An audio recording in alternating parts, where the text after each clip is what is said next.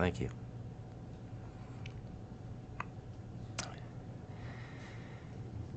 You spoke the other day about holding anger and emotions like that in a tender way.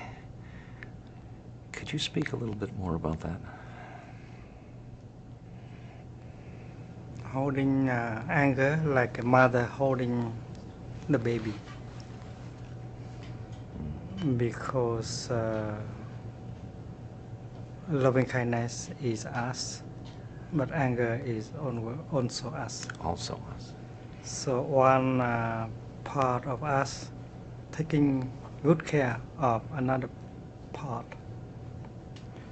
Anger is a kind of energy that comes from ourselves, and loving kindness or mindfulness is also another kind of energy. And that is why we should know that every time the energy of anger is there, we should invite the energy of mindfulness to be there in order to take care of anger. And the vehicle to do that could be just 3 breaths. Yeah, mindful breathing. Mindful and it's better that we nourish mindfulness by continuous breathing mindfully. If you are continuously breathing mindfully, then you wouldn't experience that other energy as solid, like anger. When you breathe mindfully, you are not ignoring anger. In fact, you are mindful also of your anger. You are practically taking care of your anger. Breathing in, I know I am angry. Breathing out, I am taking good care of my anger. Therefore, the practice is called mindfulness of anger. Mindfulness of breathing, and breathing in order to be aware of your anger and to embrace your anger with the energy of mindfulness. And if we continue like that for some time, there will be a transformation in the heart of the anger. It's like the sunshine with the flower. In the morning, the flowers are not open yet, but the sunshine continue to visit, to shine upon the flower. And the sunshine is not only circulating around the flower, it is penetrating deeply into the flowers. And then if the sunshine continue like that for a few hours, and then the flower has to open herself to the sunshine. Our anger is a kind of flower that needs the care of the sunshine, namely mindfulness. Many people who are activists whose heart hurts because of the pain of injustice or pain to the environment often say to me that the attempt to be mindful of one's anger and hold it tenderly will dissipate the energy of the anger that they use for social action. Would you talk about that issue?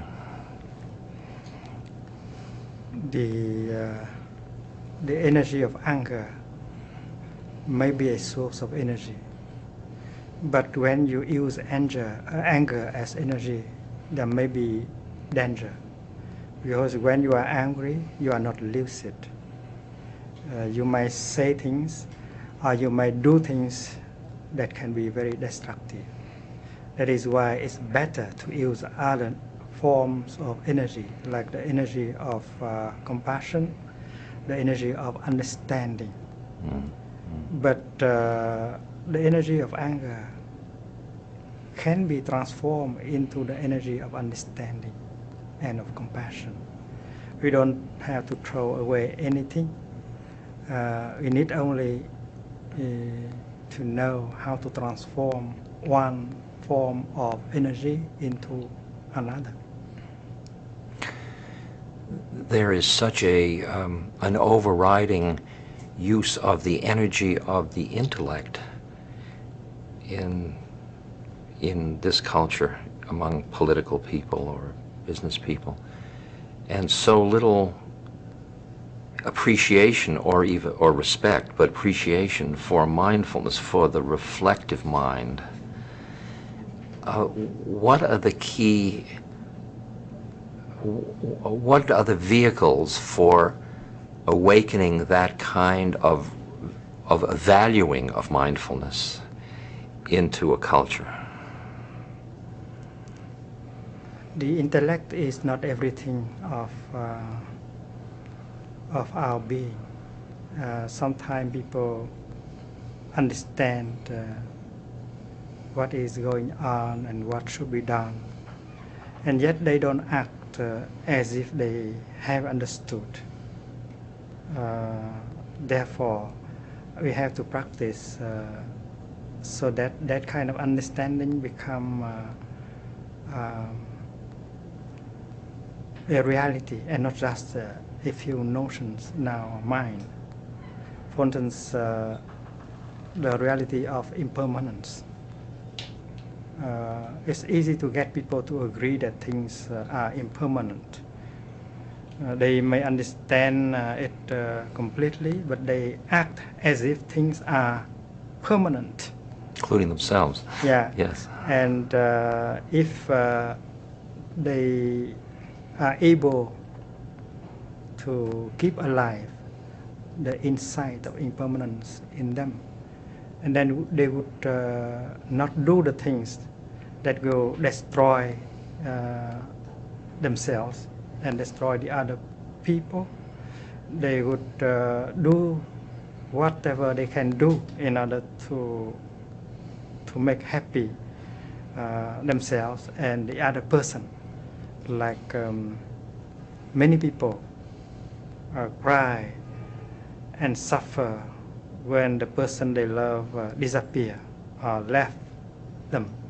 Sure. But while they are still alive, they were still alive and live close to them, they did not treasure.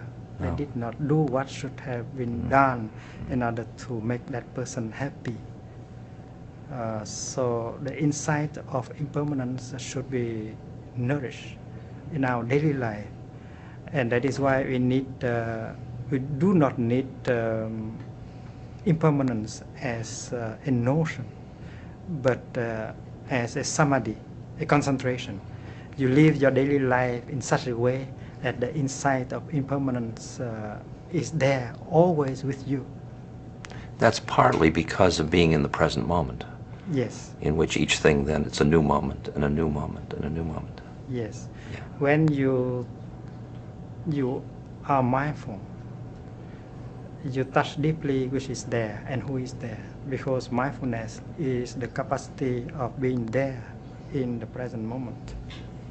And once you are there, you live deeply that moment of your life, and then you can see deeply into the heart of the reality of what is there, including the nature of impermanence, the nature of interbeing, the nature of non-self. That's interesting about anatta, because about non-self, that feels to me to be a very rarefied experience, for that gets at the mystic end of the continuum.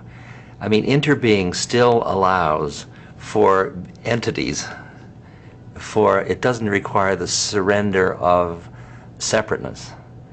And I'm wondering whether you gear the way in which you communicate. I mean, anicca is much easier to communicate than anatta, it seems to me.